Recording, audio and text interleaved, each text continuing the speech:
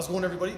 John Cole here from Sudbury MMA, and as part of our BJJ Basic series, one of the things I want to touch upon is dojo etiquette, or etiquette in Brazilian Jiu-Jitsu schools.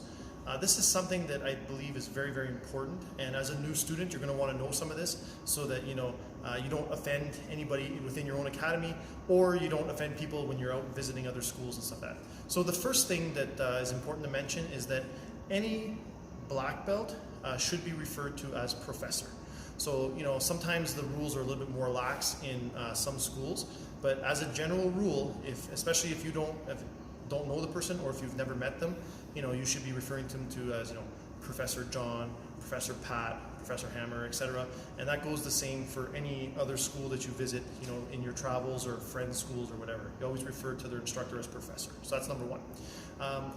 The second thing that I want to mention is it's always a good practice to bow coming on and off the mats. Okay, Jiu-Jitsu is a martial art that has originated in Japan, made its way to Brazil, of course, but some of the cultural aspects of it and some of the traditions of the art followed all the way here, of course, to North America. So a lot of schools and a lot of academies bow on and off the mat, and here at our school, it's not something that's enforced, but I'd say the majority of our students do it. Whenever I go to a different school to visit or to teach or to train, I always bow on and off the mat. I'd rather err on the side of caution and be respectful for the school that I'm visiting than to not bow on and off the mat and not be looked upon favorably by the instructors there. Another thing that's important, guys, is, and I hate to kind of generalize it towards white belts because there's some blue belts that may feel that way too. It's more towards newer students. You shouldn't be asking senior students to roll. Now, again, in your academy, usually what ends up happening is that rule is kind of a little bit more lax because especially if the academy is what we say, newer, and by newer I mean under 20 years old. Most of the students are purple and brown belts, and they're there to help the students. But generally speaking, it's good practice to not ask senior students to be rolling. So if you're a blue belt, you would not, walk into the mat and say, "Where are all those purple belts today? I want to test myself." Or "Where are all those, brown and black belts? I need to really test myself today." It's not a practice that's encouraged, and especially if you're somebody that's going and visiting friends at other schools or training at other academies in your travels, it's extremely distasteful to be, "Hey, I'm going to test myself today. Where's the black belt from the school? I want to work with that person." It's just not something that you would do. And I'll tell you right now, if you do that in some schools, you'll find out the hard way. So trust me on that, guys. You don't want to be doing that. That being said, a couple of other things about the rolling. When you're rolling, always move out of the way for senior belts. This can be frustrating when you're first starting.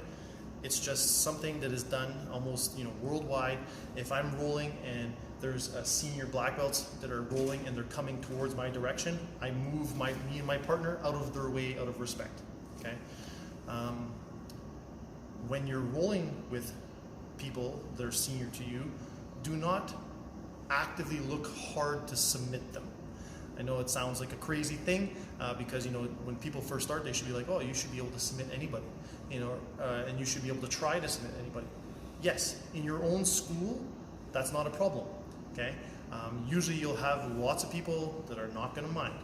But every once in a while you'll have some other students that are purely recreational and they don't want to get their arms torqued hard or anything like that. This is especially important, once again, if you are traveling. Do not walk into a school where you don't know anybody and start trying to submit all of anyone who's senior to you. You should gauge your role based on how they roll with you. Okay, you don't know what their injuries are.